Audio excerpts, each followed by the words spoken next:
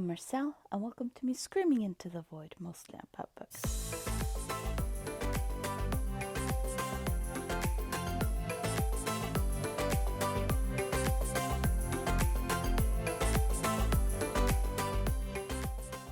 I am doing a reading challenge where I am trying to read a book from every year, but from 1984 to 2024. And the reason I wanted to do that is to challenge myself to read more modern books. So this is video 3, where I will talk about the books from 1994 to 2009. For 1994, I read Isabella Allende's book Paula. This is a kind of memoir that she wrote when her daughter Paula was sick and they were afraid that she was going to die. So the entire book has a very, this is everything I wished I had said to you before this had happened. So there is a lot of grief in the story, even if it isn't a very sad story what she's talking about, because she's talking about her parents and her grandparents. But you can sort of read between the lines that there is much grief, that there is much sort of pain, and this is a process, this is part of the process of dealing with Paula, which is the name of the daughter's situation. For 1995, I read The Assassin's Apprentice by Robin Hobb. And what I really enjoyed about this book is that it is a political fantasy about a bastard that is trained to be an assassin by his father. And what I enjoyed about this book is that it is a political fantasy that focuses a lot about what I would say is the intrigues. It's about the backroom deals. It's about the connections and who knows who, and how that influences the politics of the world of the book. So in addition to sort of be a novel about a man who is trained to be an assassin and what that does to him personally, it's the fascinating thing about the book for me was the world building, and was how they sort of showed and focused on that part of democracy, because majority of democracy isn't who has the biggest gun, it is who can make the best deals before the guns are present. For 1996, I read Stephen King's Desperation. So Desperation, as with a lot of Stephen King's books, is about addiction, camouflaged as a story about a devil. So it's about a group of people who are, for different reasons, forced to travel to this small town of desperation, and how they sort of try to figure out and survive with everything that is trying to hunt them and go after them. And I need Stephen King fans to help me with this. How am I supposed to deal with his endings? Because I love about 5/6 of every Stephen King book I've ever read, but the majority of them have such a letdown when it comes to the ending. And I know that is a common flaw that people say about his books, but it is frustrating to read such brilliant prose that Stephen King manages, and then it just because the characters are interesting. They are, even if they're kind of realistic. I mean, they're Stephen King characters, so they're not that realistic because he has certain tropes that he uses again and again. But I enjoy following them. I enjoy sort of understanding what's going on.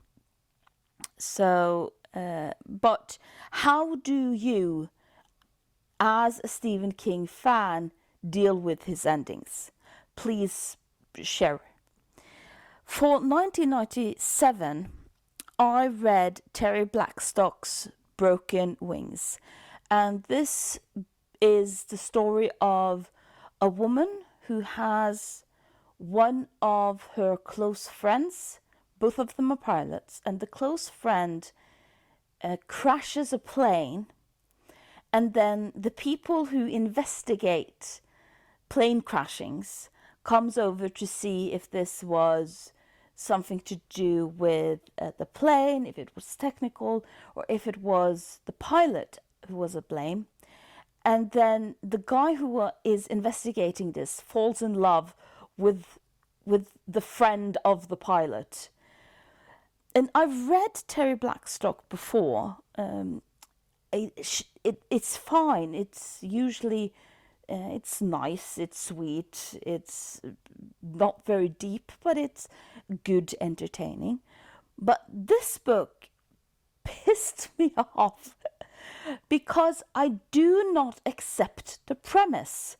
I do not accept that someone whose job it is to investigate plane crashes will be so unprofessional to fall in love with the friend of the person you are investigating, and a professional pilot being upset that a plane crash needs to be investigated.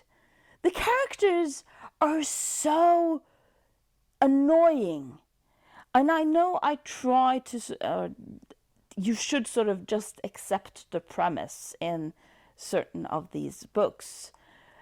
And it's not all sort of romance stories that will have a believable ending, characters, development, stuff like that. But still, why? For 1998, I read The Poisonwood Bible by Barbara Kingsolver, and this book is about a missionary family who travels to, I think it's the Congo, to do missionary work, but not officially.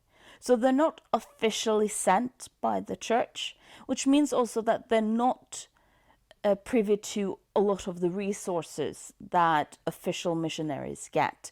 They've not been trained to be missionaries. And you can tell.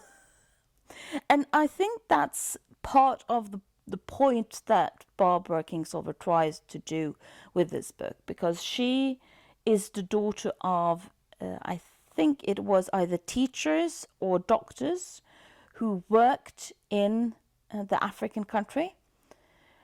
And so she has seen a lot of bad missionary work. I'm not saying that all missionary work is bad, but you do have some very bad missionary work. And what I also enjoyed about this book is you can sort of see it very concretely as a critique of missionary and missionary work, and especially bad missionary work. But you can also just see this as an example of bad cultural communication. It doesn't really matter what type of work they were going to do in Africa, with this lack of understanding of how to communicate across cultures. No wonder things ended up the way they ended up.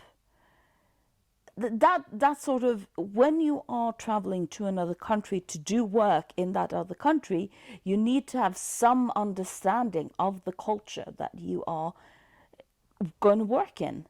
Otherwise, things aren't going to go the way you hope it's going to go. So, so that's what and that's sort of the proof of a good book, is that you can both do the very concrete plot story, but you can also generalize it to sort of see what is the story behind of this. For 1999, I read Mother's Beloved by U Thinn Bhuiyangung. And I'm sorry about that pronunciation. I've made an entire video about this book because I read this as a book from a Laos author for my project of reading a book from the entire world.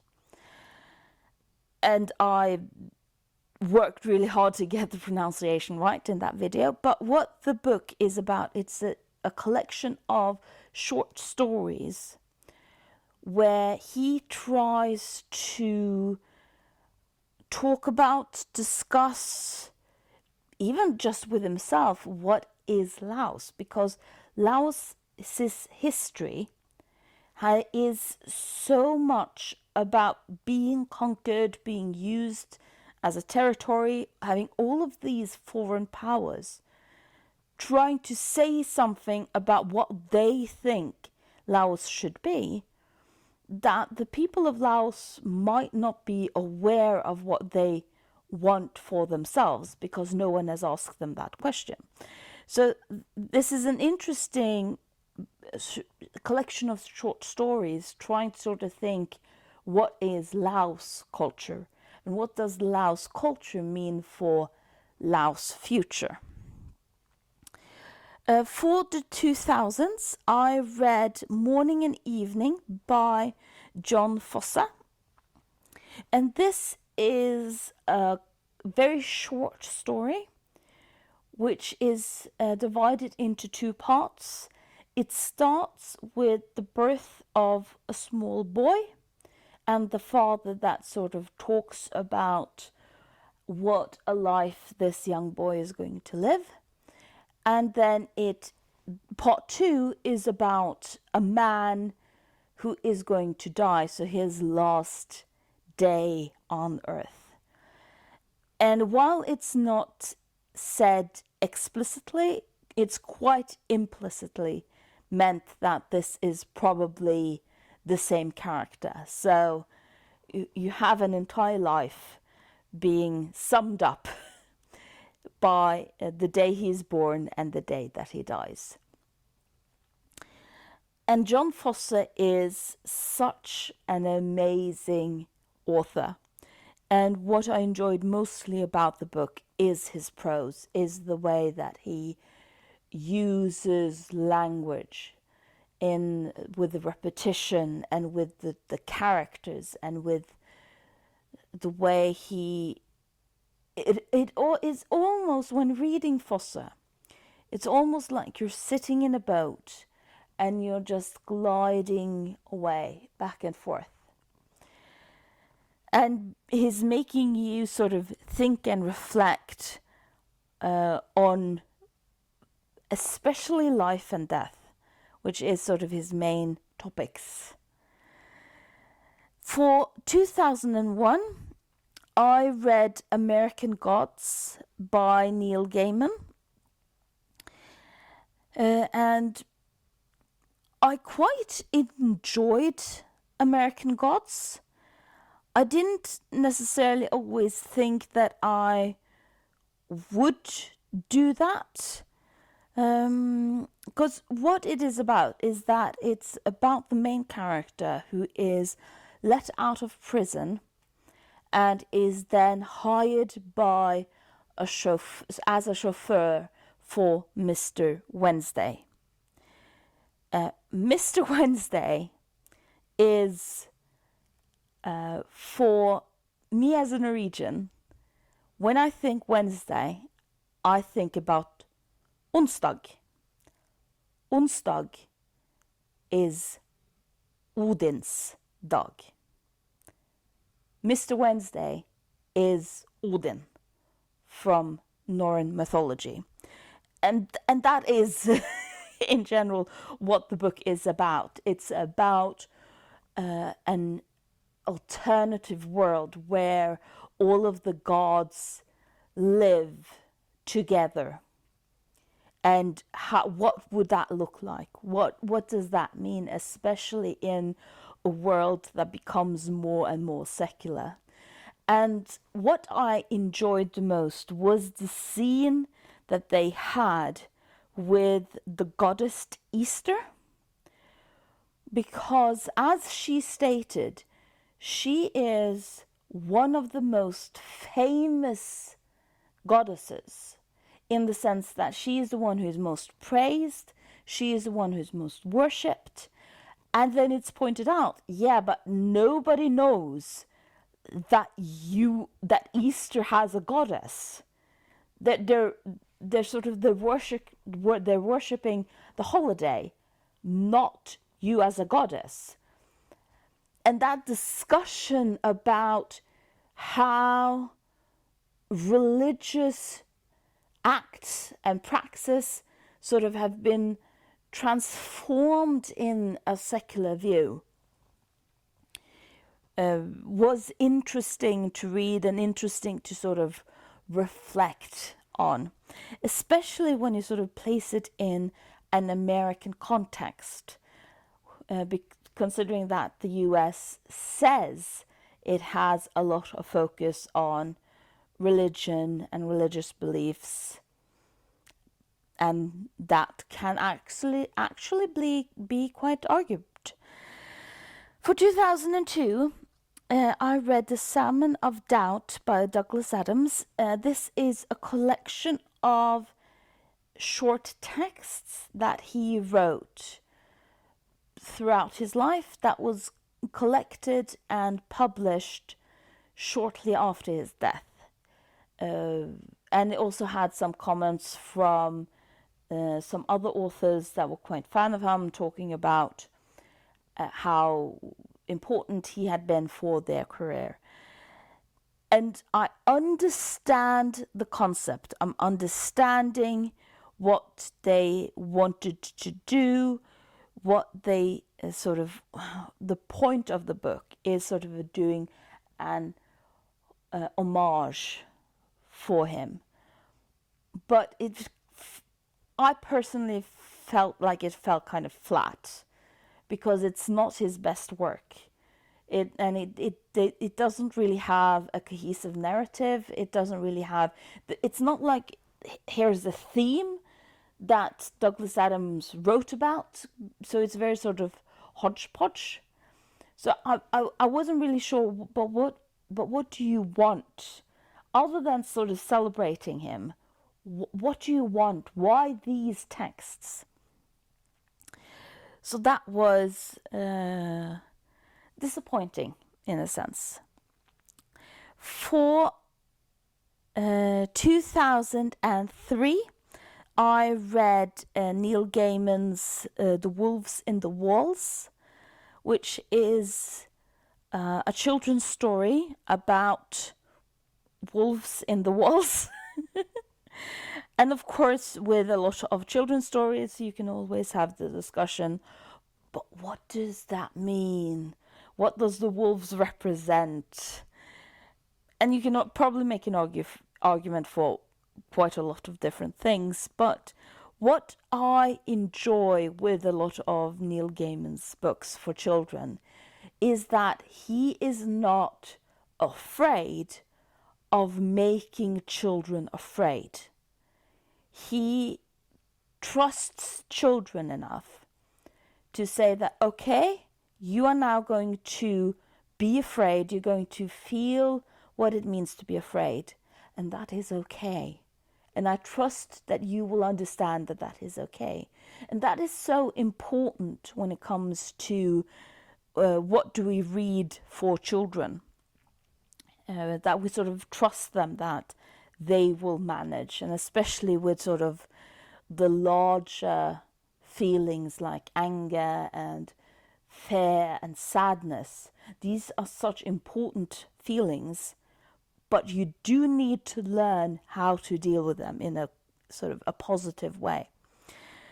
For 2004, I read Terry Pratchett, Going Postal. This is a part of his Discworld book about a con artist who ends up being the chief of a post office.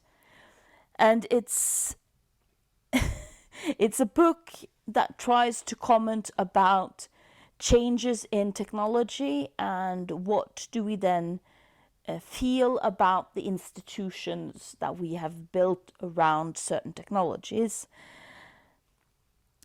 So it probably hits much harder in 2004 than I feel it does all of these years later.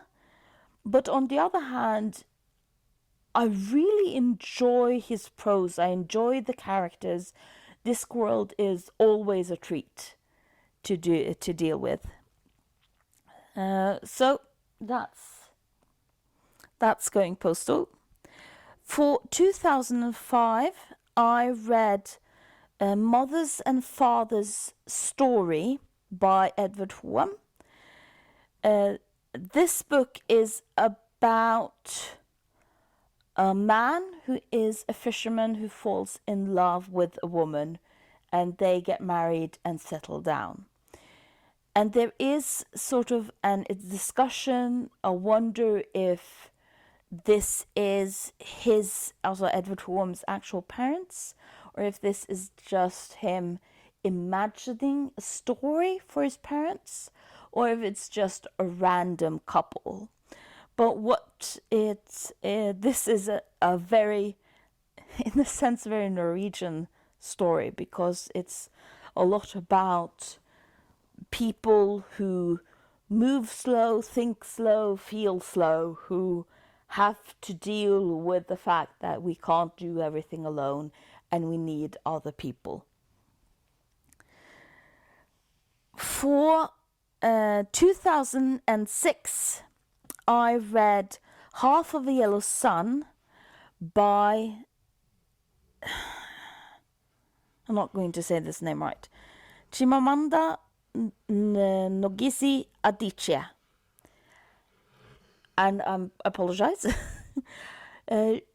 This is a book about set in Nigeria in the 1960s and all of the conflicts that were going on in Nigeria in the 1960s, when Nigeria was sort of stopped being a colony and became an independent country. Because getting independence after being a colony, there is always conflict after that, because when you've been a colony for too long, it's difficult to know how you shall be a country. Because it's difficult to be a country. That doesn't mean that we should sort of prevent someone from being a country if they want to do that. It's just, usually it follows conflicts. And I so much enjoyed the characterizations of this book. We follow several characters, a couple of sisters, a white man who moved to Nigeria for work and then decided to stay.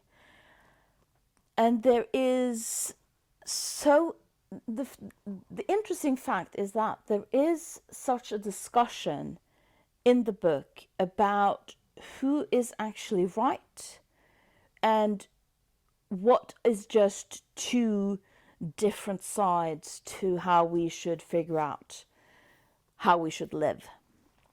That's what I mean with figuring out how you shall run a country is extremely difficult, because people don't agree in any country. People don't agree on anything. And the way she describes the conflict with such respect for everyone makes it a delight to read, even if she sometimes describes quite horrifying things, because horrifying things were happening. For 2007, I read Reading the Ceiling by Dio Foster. I have a video on this. I read this for Reading Around the World Challenge.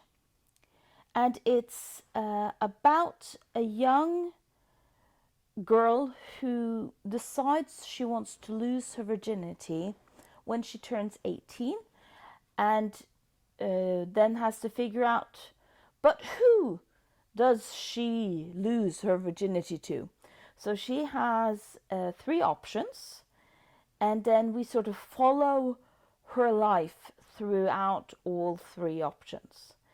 And one of the things that I really liked with this book is that she is so clear that a lot of the conflict that happens hasn't so much to do with who she chose to sleep with, but is because of who she is, her own temperament, her own personality. And that doesn't really change. For 2008, I read De Dødes Båt, that's the Norwegian title, by Knut Nærum. And this is about a group of characters who end up on this small island for various reasons, and then there is a murder. And what Knut Nærum tries to do with this book is to kind of spoof the whole genre of detective murder stories, which is a very huge genre in Norway. For 2009, I read Colombo Street. Again, I'm not going to be able to pronounce his name right. Tisuri Vanyarachichi. And I have also a full video of this one. I read this for Sri Lanka in my Reading Around the World Challenge. She was very young when she published this book. I think she was 15, 16 when this book was published. She won a lot of awards with it. And the book is about a young girl who wants to become a professional swimmer, but has her life sort of turned upside down due to the conflicts in Sri Lanka. And what's interesting about the book, and what's I think was one of the reasons it became so popular, is that the main character doesn't really suffer directly for anything of what happens in Sri Lanka. She has a lot of her friends are suffering directly, losing family members, losing friends, having family members joining the opposition and becoming a part of what at that time was described as a terrorist group. And so what she then sort of points to is, of course, the suffering of seeing other people suffer. Sort of being the friend that is seeing that, oh, you lost your brother, how can I help? What do I do? What do I feel in all of that? Which is, in most catastrophes, the majority of people. The majority of people will be the people who have people who suffer, but not necessarily are suffering themselves. So she tapped into a very interesting aspect of that. And that was 2009, and we have now done part 3, and hopefully I'll be able to also do part 4 and talk about the rest of the books I read. I don't know, have you read any of these books? Have you done a similar project where you sort of read one book from each year? Let me know in the comments down below, and thank you for listening to me screaming into the void.